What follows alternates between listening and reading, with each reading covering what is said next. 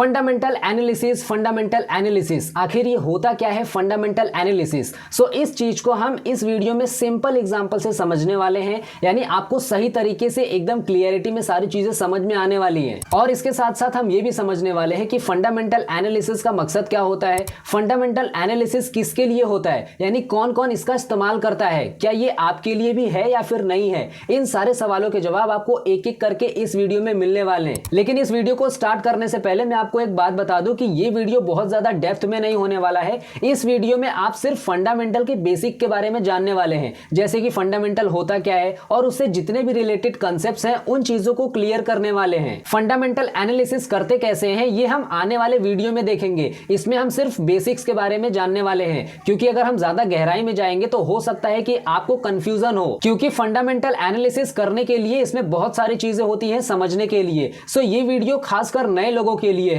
सो नमस्कार, स्वागत है आपका इस वीडियो में। तो चलिए हम बढ़ते हैं अपने सवालों की तरफ। सो इसमें हमारा जो सबसे पहला सवाल है वो ये है कि ये फंडामेंटल एनालिसिस होता क्या है। तो सबसे पहले आप इसमें से क्या कीजिए कि फंडामेंटल एनालिसिस में से फंडामेंटल को हटा दीजिए। सबसे पहले हम समझते हैं कि इस एनालिसिस का मतलब क्या होता है। अब देखिए एनालिसिस का मतलब क्या होता है, तो इस वर्ड को सुनकर आपको थोड़ा सा आइडिया लग गया होगा कि किसी भी चीज के बारे में अच्छे तरीके से जानना, बारीकी से समझना, जितना हो सके उतना उस चीज के बारे में इंफॉर्मेशन को कलेक्ट करना। जैसे कि किसी भी चीज के बारे में अच्छा या फिर बुरा देखना, या फिर उसमें क्या गलत है क्या सही है, इन चीजों के बीच में फर्क करना होता है। इस चीज को बोलते हैं एनालाइज करना, यानी उस चीज के बारे में आप जानकारी इकट्ठा कर रहे हैं, क्या सही है या फिर क्या गलत है। इस चीज को हम छोटे से एग्जांपल से समझेंगे तो और भी चीजें आपको क्लियर होगी। अब मान लो कि आप मार्केट में किसी कपड़े की दुकान पर जाते हैं, ठीक है। वहां पर आप जाके आप एक कपड़े को सिलेक्ट कर लेते हैं और सिलेक्ट करने के बाद आप उसे खरीद लेते हैं। अब यहां पर आपने क्या किया होगा, किस तरीके से आपने उस कपड़े को खरीदा होगा, यानी उस कपड़े के अंदर आपने ऐसी क्या चीज देखी होगी जिसकी वजह से उस कपड़े को आपने खरीद लिया। सो यहां पर आपने सबसे पहले देखा होगा कि भाई कपड़े की लंबाई चौड़ाई कैसी है,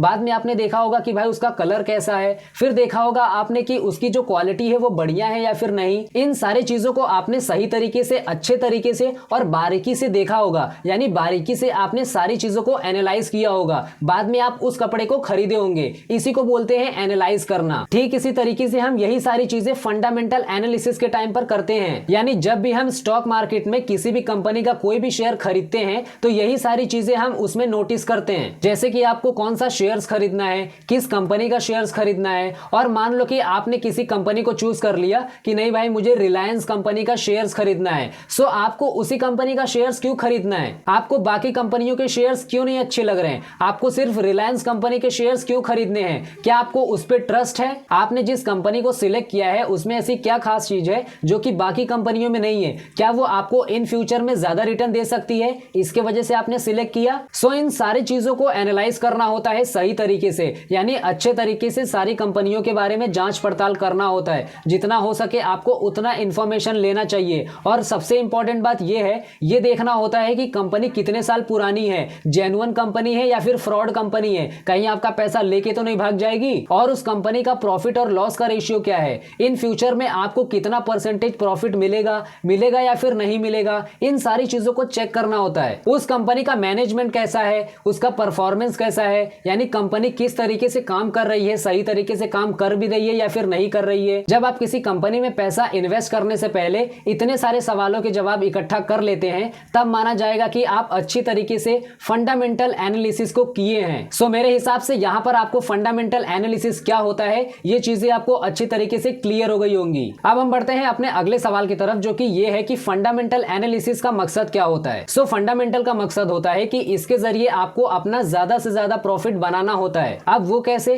तो इसमें आप क्या करते हैं कि किसी भी कंपनी का जो भी शेयर होता है उसको आप सस्ते दाम में खरीदते हैं, फिर आने वाले टाइम में जब उसकी कीमत बढ़ जाती है तो आप उसी को बेचकर अपना मुनाफा करते हैं। अब हम बात करते हैं कि ये फंडामेंटल एनालिसिस किसके लिए होता है, यानी ये कौन करता है। तो देखिए ये जो फंडामेंटल एनालिसिस होता है ये उसके लिए होता है जो कि कोई बंदा किसी कंपनी में लंबे समय के लिए इन्वेस्ट करने वाला होता है, जैसे कि 10 साल के लिए, 20 साल के लिए, 30 साल के लिए, इस तरीके से। सो ये फंडामेंटल एनालिसिस उसके लिए होता है। सो अगर आप लंबे समय के लिए प्लानिंग कर रहे हैं इन्वेस्टमेंट के लिए, सो आपको फंडामेंटल एनालिसिस आनी जरूरी है। अब देखो फंडामेंटल एनालिसिस को अगर हम शॉर्ट में समझें तो इसका सिंपल सा मतलब ये होता है कि जिस भी कंपनी का आप शेयर खरीदने वाले हैं, क्या वो शेयर आपको सस्ते में मिल रहा है या फिर महंगे में मिल रहा है। सो इसमें दो चीजें होती हैं, सबसे पहले होता है प्राइस, दूसरा होता है वैल्यू। प्राइस वो होता है जब आप किसी भी शेयर्स को खरीदते हैं उस टाइम पे आप जो पे करते हैं उसको बोलते हैं प्राइस, और वैल्यू वो होता है जब आप उसी शेयर को बाद में बेचते हैं और आपका प्रॉफिट होता है, सो उसको बोलते हैं हम वैल्यू। अब यहां पर हम प्राइस और वैल्यू को एक एग्जांपल से समझते हैं तो और भी चीजें आपको क्लियर हो जाएंगी। अब मान लो कि आपके पास 50 लाख रुपए है और आपने सोचा कि आपको एक फॉर्च्यूनर लेनी है, एक बहुत बड़ी एसयूवी लेनी है, ठीक है। फिर कुछ टाइम बाद और रिसर्च करने के बाद आपको यह पता चला कि भाई साहब 50 लाख में तो एक BMW भी आ सकती है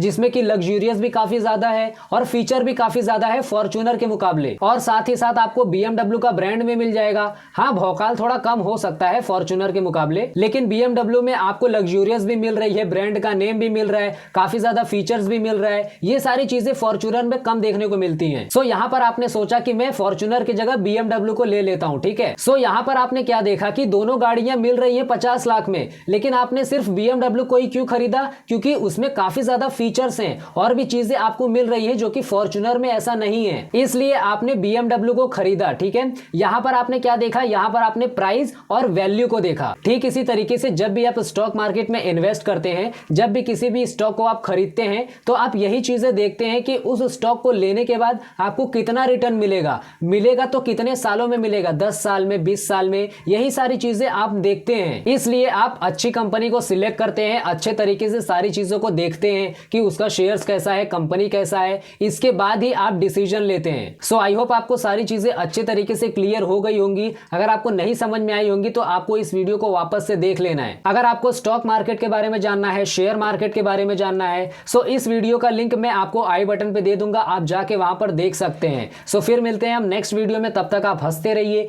खेलते रहिए और मुस्कुराते रहिए।